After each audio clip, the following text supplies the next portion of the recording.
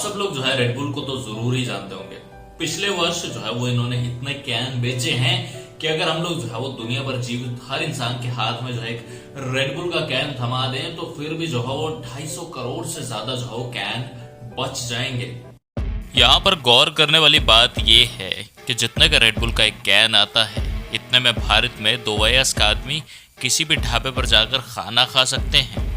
ना तो इसके अंदर कोई सीक्रेट फॉर्मूला है, ना ही ये काफी ज्यादा सस्ता है और ना ही इसके अंदर कोई खास रसायन मिला हुआ है। तो फिर क्या है ऐसा कि जो इस लाल सांड को जो है वो इतना ज्यादा जो है वो खास बनाता है। रेडबुल को ये ऐसा प्रोडक्ट नहीं है जिसे सालों की रिसर्च के बाद बनाया गया हो, बल्कि रेडबुल तो एक विचार था जो एक आदमी के दिमाग में आया था। शैलियो युविद्या जो कि एक बार जो है जापान के सबसे अमीर आदमियों की जो सूची पढ़ रहे थे, उन्होंने देखा कि उस सूची के अंदर एक नाम था आइकेरा योहेरा का, जो कि लिप विटॉन डी नामक एक एनर्जी ड्रिंक बनाते थे जो कि जापान में काफी ज्यादा पॉपुलर था। अब गौर करने वाली बात यह है कि जापान के अंदर जो है टॉप रिचेस्ट इंसानों के अंदर सोनी, पैनासोनिक, टोयोटा जैसों के साथ में जो है एक एनर्जी ड्रिंक बनाने वाले इंसान का नाम भी जो है वो शामिल था। टेलियो युविद्या को बिजनेस के अंदर काफी ज्यादा दम लगा और इन्होंने जो है इसे थाईलैंड में बनाने का फैसला किया और अपना पहला प्रोडक्शन शुरू किया, जिसका नाम था क्रेटियन डियांग,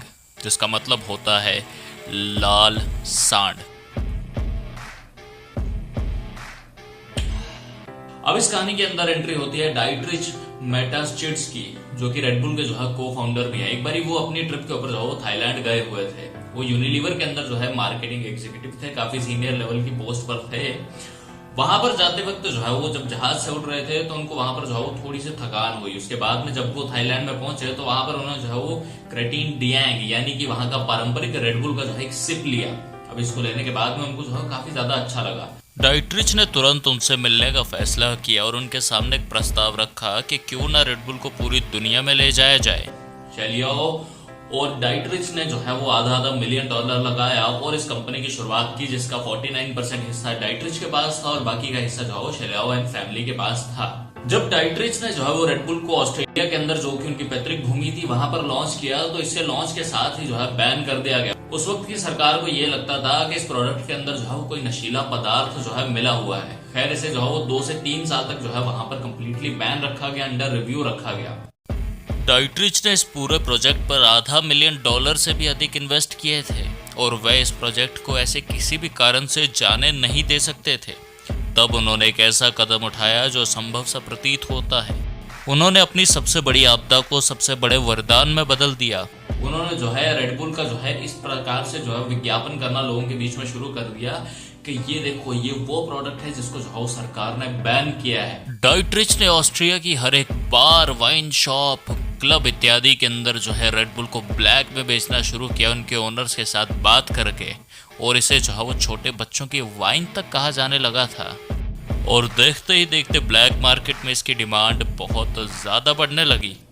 यहाँ पर देखिए, यहाँ पर एक कॉन्सेप्ट ये है कि दुनिया के अंदर जो है वो नशीले पदार्थ बैन है, चाहे वो मैरिजुआना हो, कोकेन हो, हीरोइन हो, परंतु 22% स्टूडेंट्स ने ये बात कबूली है कि उन्होंने जो है अपने जीवन में जो है ड्रग्स लिए हैं। अब रेडबुल की डिमांड केवल ऑस्ट्रिया तक सीमित नहीं थी, बल्कि वो बाकी यूरोपियन देशों तक भी पहुंच चुकी थी ब्लैक मार्केट के जरिए। फिर इसके बाद सरकार को जब इसके अंदर कोई नशीला पदार्थ नहीं मिला और सरकार ने इसको जब बेचने की अनुमति दी, तब इसकी सेल्स जो है वो और भी ज्यादा बढ़ गई थी, क्योंकि इसे इस तरह से मार्केट किया जा रहा था कि देखो ये वही ड्रिंक है जिसको सरकार ने जो है बेचने पर पाबंदी लगाई थी। इसके आगे का काम जो है वो रेडबुल के मेन इंग्रेडिएंट्स ने किया। जिस तरह से हम चाय को नहीं छोड़ सकते क्योंकि उसके अंदर जो है कैफीन और शुगर होता है, सेम चीजें जो है वो रेडबुल के अंदर भी पाई जाती हैं, जिससे हमें जो है बार बार इस चीज की जो है वो तलब लगती है। प्रोडक्ट और मार्केटिंग के कारण रेडबुल जो है वो शुरुआत के ही कुछ सालों के अंदर जो है पूरे यूरोपियन मार्केट में बहुत बड़ा हिट साबित हुआ, वह भी किसी तरह के बाहरी कर्ज के बिना, क्योंकि डाइट्रिच का ये मानना था कि आप केवल उसे खर्च करें जो आपने कमाया है,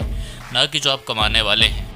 उन्होंने अपने मित्र जो कि कैस्नर कंपनी के फाउंडर थे उनसे अपना जो है आइकॉनिक टैगलाइन लिखवाया, जो कि था रेडबुल गिव यू विंग्स, और ये जो है वो शुरुआत के कुछ सालों के बाद जो है पॉपुलराइज होने लगा। रेडबुल का पहला टीवी एड जो है वो कार्टून था और आज भी जो है रेडबुल के टीवी एड जो है वो कार्टून है। उस वक्त जो है वो दुनिया एनिमेशन से रियल मूवीज की तरफ बढ़ रही थी, परंतु डाइटरिच ने जो है इसका बिल्कुल उल्टा करने का सोचा, ताकि लोगों के दिमाग में जाए कि कौन आदमी है जो आज के जमाने के अंदर भी जो है इस तरह की कार्टून वाली जो 12 FPS पे जो है वो चलती हैं, इस तरह की एड्स को जो है बना रहा है। और ऐसी एड्स जो है काफी ज्यादा नोटिसेबल थी, और लोगों ने जो है जब इनको नोटिस करना शुरू किया तो लोगों के दिमाग के अंदर जो है वो रेडबुल ने जो है बहुत ही अच्छी तरह से जो है वो घर कर लिया।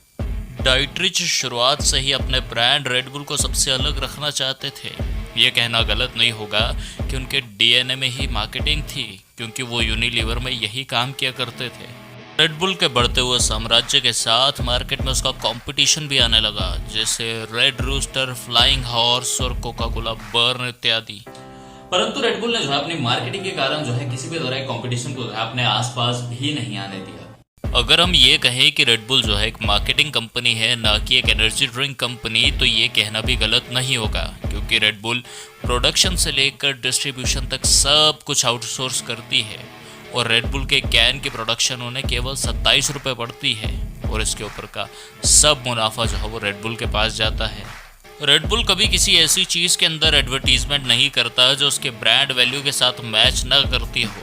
रेडबुल यहाँ तक कि होर्डिंग्स के बिल्कुल सख्त खिलाफ है। रेडबुल जो है वो कभी भी taekwondo, karate, martial arts, MMA ऐसे गेम्स को जो है वो प्रमोट नहीं करता, क्योंकि रेडबुल का ये मानना है कि ये सारी गेम्स जो है वो रेडबुल के ब्रांड इमेज को जो है वो सूट नहीं करती है।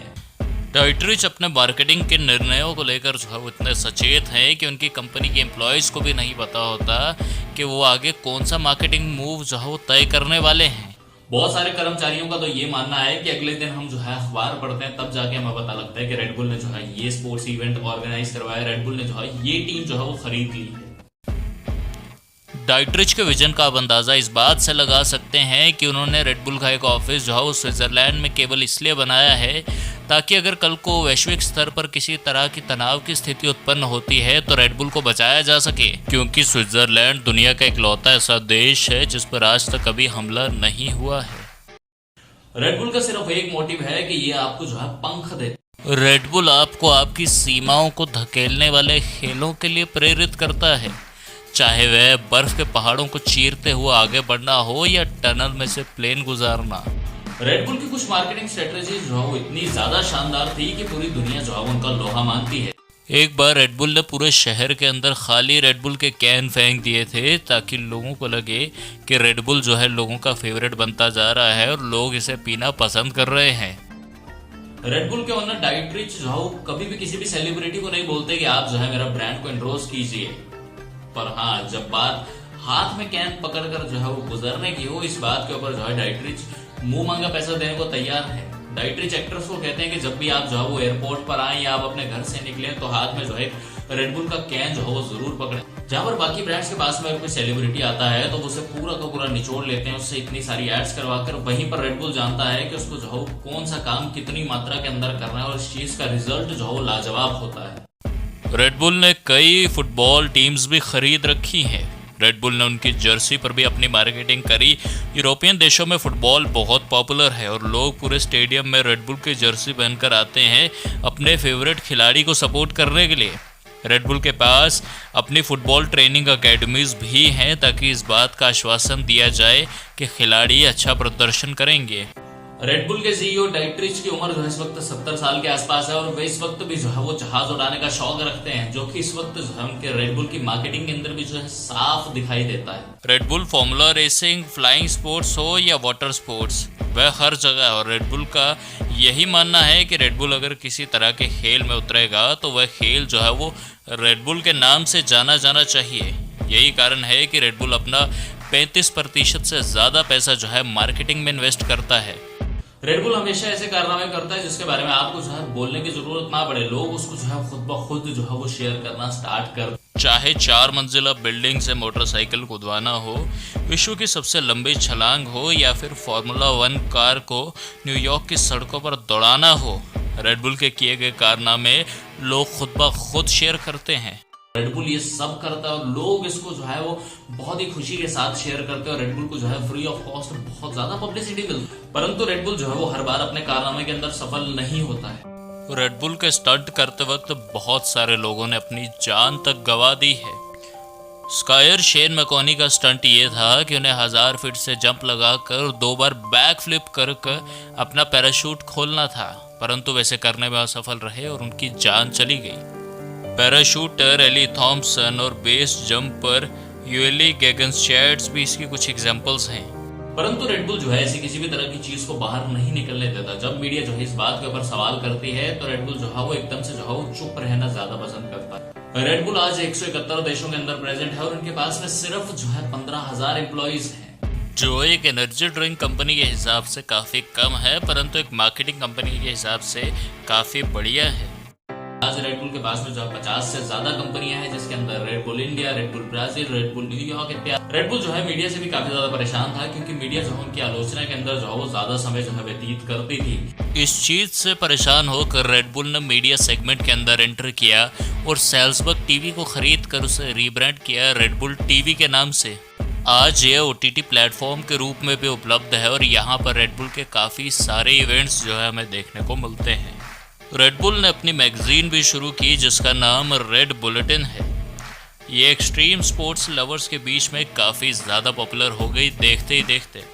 इसके बाद रेडबुल ने अपनी काफ़ी सारी फार्मूला 1 रेसिंग टीम्स भी बनाई और KTM के साथ मिलकर स्ट्रीट रेसिंग प्रोजेक्ट्स में भी अपने हाथ आजमाए, जो देखते ही देखते विश्व भर में जो है बहुत ही ज़्यादा पॉपुलर हो गए। आज रेडबुल जो है एक एनर्जी ड्रिंक होने के बावजूद जो है वो कोल्ड ड्रिंक्स को जो है वो टक्कर दे रहा है। रेडबुल को पीना लोग जो है अपने स्टेटस के साथ जोड़ते हैं। अगर आपके हाथ में रेडबुल है तो आप मार्केट में जो है वो ऑटोमेटिकली कूल है। परंतु आज जो है रेडबुल को थोड़ी सी चिंता करने की आवश्यकता भी है, क्योंकि 2020 से भारतीय सेगमेंट के अंदर जो है एनर्जी ड्रिंक्स की जो है बाढ़ सी आ गई है और अगर ये ट्रेंड जो है विश्व भर में चलता रहा तो रेडबुल को काफ़ी ज़्यादा नुकसान भी हो सकता है। आज का कंपटीशन अफोर्डेबल मार्केट को लेकर है और उस प्रोडक्ट के अंदर भी जो है कैफीन मौजूद है, मतलब आपको उसकी आदत भी लग सकती है। पहले रेडबुल हेल, बर्न, मॉन्स्टर इत्यादि से लड़ रहा था, परंतु अब इसके बहुत सारे कंपटीशन जो है मार्केट में उतरने वाले हैं। पेप्सिको का स्ट्रिंग, थम्स अप का चार्ज्ड और ग्रूवी जूसेस का अवेक ये 20 रुपये में उपलब्ध हैं, जबकि रेडबुल जो है 115 रुपये में आती है। हो सकता है कि रेडबुल जो है एक नए ब्रांड की स्थापना करे जो कि अफोर्डेबल सेगमेंट को टारगेट कर सकता है। अब आगे देखना है कि एनर्जी ड्रिंक की इस मार्केट के अंदर जो हो क्या होने वाला है। परंतु मेरा आप लोगों से एक सवाल है कि अगर आप लोगों को जो है वो एक दिन के लिए जो है रेडबुल का CEO बना दिया जाए तो आप जो है ऐसे में जो है क्या करेंगे।